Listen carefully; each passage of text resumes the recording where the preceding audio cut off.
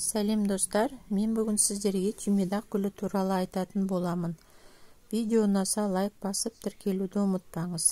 Түймедақ гүлі Қазақстанда, Алтайда, Жетісу, Іле, Күнге алатауларының ашық жерінде өседі.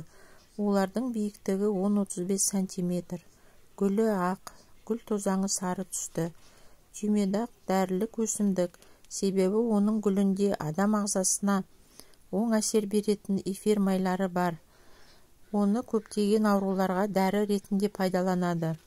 Түймедақ гүлін іш кебу, іш өту, іштің түйіліп ауруында, асқазан жарасында және ас қорытудың бұзылуында көп қолданады. Түймедақ жүйке жүйені тыныштандырады. Сонымен қатар косметикалық зат ретінде кеңінен қолданылады. Ол беттегі бөртпелерді, майлы беттерді тазалауға көмектесе алады.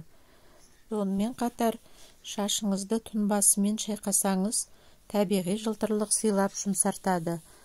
Және де қызыл иек қабынуына арналған тұнба жасаса болады.